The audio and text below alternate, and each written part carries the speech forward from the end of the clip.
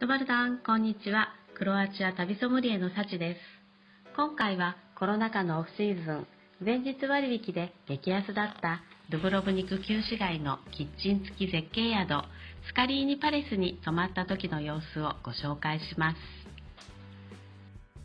2021年3月末、コロナ禍のイースター休暇前のオフシーズン、5泊6日でドゥブロブニクに行ったのですが、5件予約していたホテルのうち3件がドタキャンになってしまいました。以前から気になっていたスカリーニパレスが破格の前日割引価格になっていたので、早速予約しました。スカリーニパレスは旧市街内ルジャ広場から徒歩1分の便利な立地にあります。目抜き通りストラドゥンからボシコビチュバ通りへ入ります。ストラドゥンからは階段が2段あります。ドバルダン。So I'd like to check in. チェックインにはパスポートが必要です。支払いはこのタイミングでクレジットカードで行いました。Booking.com には24時間対応フロントと記載してありましたが、オフシーズンの超割引価格のためか、レセプションに人がいたのはこのチェックインの時だけでした。宿泊をする前の夜に予約をしたのですが、スマホアプリ WhatsApp で到着時間の紹介と空港送迎のオファーがありました。フライトの時間と空港バスを使いますという旨返事をした上で、空港バスの出発するときに再度メッセージを送ったので、スムーズにチェックインすることができました。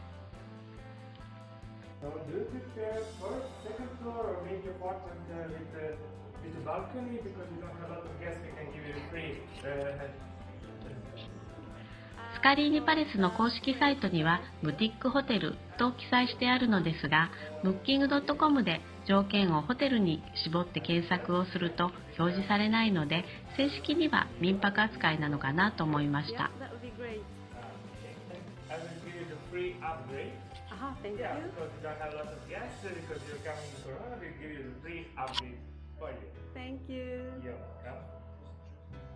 旧市街内の物件なのでエレベーターはありません。日本式4階まで階段で上がります。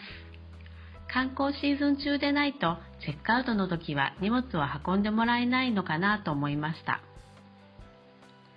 民泊扱いの場合、レセプションは無人なので鍵の管理などは自己責任です。民泊のメリットデメリットについては別動画で詳しくご紹介します。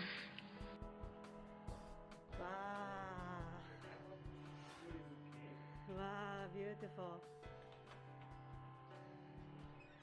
Thank you. Wow, just gorgeous, perfect. バルコニーからは聖ブラホ教会が見えます。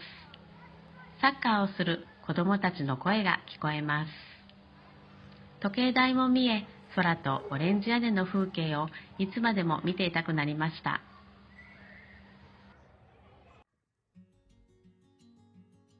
客室はスペーシャスな31平米。壁やインテリアも素敵です。Wi-Fi も特に問題なく使うことができました。室温は少し肌寒かったので、自分でエアコンを調節しました。ベッドは快適でぐっすり眠ることができました。ベッドサイドには両側に C 型コンセントがありました。それで照明です。こんな感じ。天井も素敵です。テレビは薄型テレビが壁に設置してありました。ソファーも快適です。小さなワードローブの中には金庫とハンガーがありました。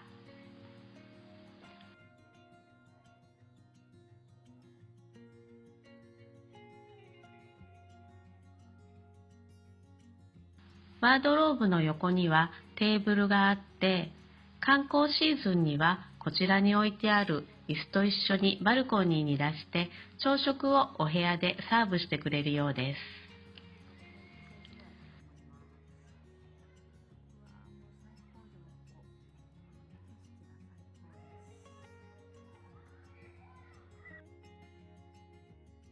アパートメントタイプの民泊ではキッチンがあるのが一般的です。こちらにあるのは食卓兼カウンターで椅子が2脚ありました。キッチンには湯沸かしポットとキッチンペーパー、電子レンジ、こちらには調理用コンロと上には換気扇がありました。冷蔵庫の中には冷凍室がありました。一番上の引き出しにはカトラリーとナイフ、ソムリエナイフ。奥には調理器具らしいものが入っていました。ちなみにソムリエナイフですが、私は自宅ではもっと簡単に開けられるワインオープナーを使っているので、実はソムリエナイフを使ったことがありません。クロアチアはワインの美味しい国なので、コルクのワインを旅先のお部屋で飲むにはソムリエナイフで開ける練習をしておかないといけないなと思いました。こちらはお鍋やフライパン。一番下の引き出しにはまな板と製氷皿が入っていました。シンクの下にはゴミ箱と食器洗剤、食器スポンジです。上の棚にはグラスやワイングラス、食器類が入っていました。今回は9ヶ月ぶりのドゥブロブニク、しかも久しぶりの一人旅だったことやお天気が最高だったので、テンションが上がりすぎてうっかり撮影を忘れてしまったので、調味料があったかどうかは未確認です。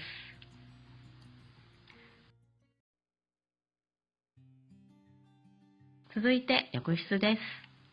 シンクには液体ソープ。物を置くスペースはあまりありませんでした。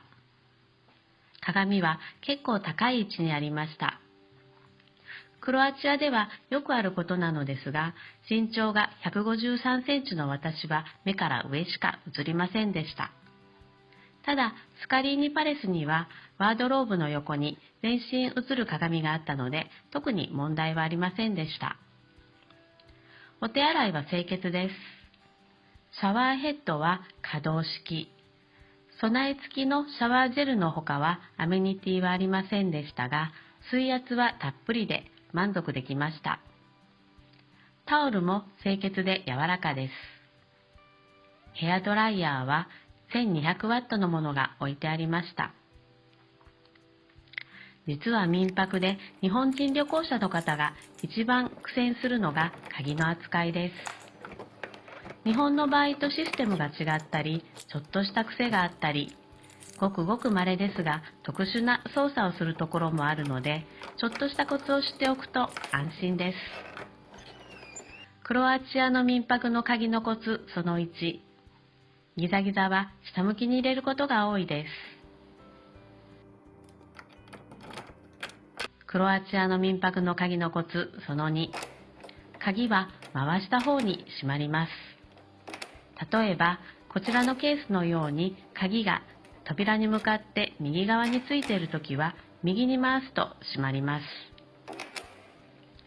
また三つ星クラスなどではホテルでもオートロックでないところも思いのほかあります。なので外出するときだけでなく客室の中からも施錠を確認するようにしましょう。民泊の鍵については別動画で詳しくご紹介します。スカリーニパレスの建物の鍵はタッチ式でした。宿の人は鍵の癖に慣れすぎていて無意識なことも多いです。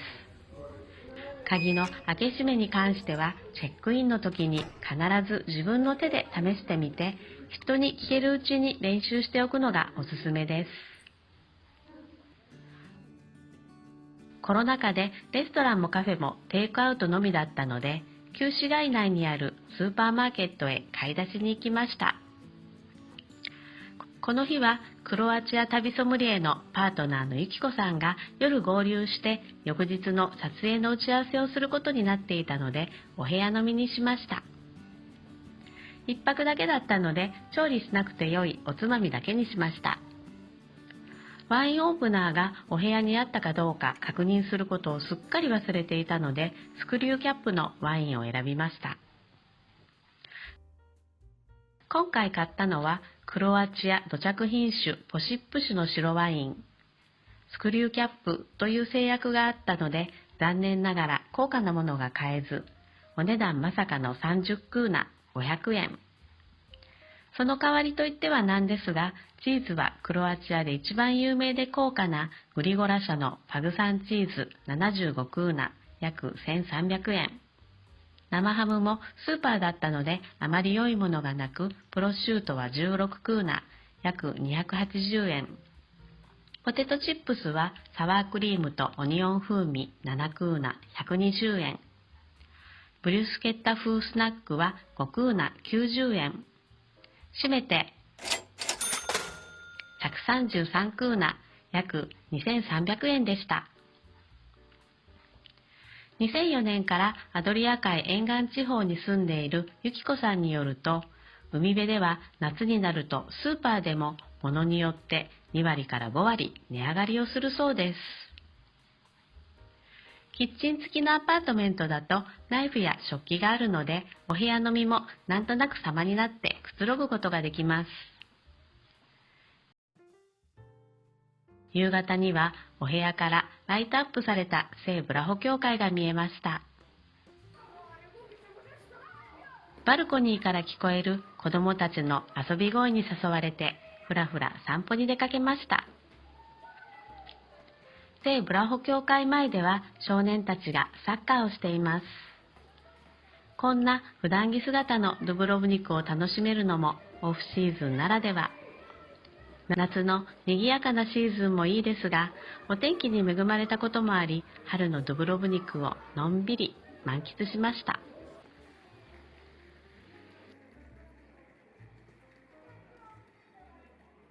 朝の旧市街です。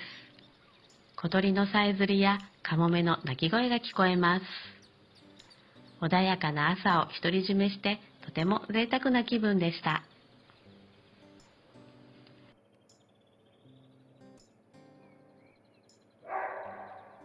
チェックアウトは朝10時。レセプションで少し待ったのですが、誰も来なかったので、鍵をレセプションに置きましたとスマホからメッセージを送って宿を後にしました。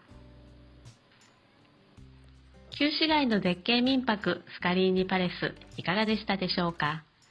階段が苦手な方や荷物が重い方、いつでも人がスタンバイしてくれている安心感を求める方や、ホテルのような充実なアメニティを求める方にはおすすめできませんが、スペーシャスでキッチン付きの気楽さと旧市街のオレンジ屋根の絶景、そして便利な立地を求めるならおすすめだと思いました。クロアチア旅ソムリエでは大人のためのクロアチア旅行お役立ち情報をお届けしています。この動画がお気に召していただきましたら、チャンネル登録して応援していただけると励みになります。最後までご視聴いただきましてありがとうございました。それでは次の動画までさようなら。フバーラ・ドビジェニャン。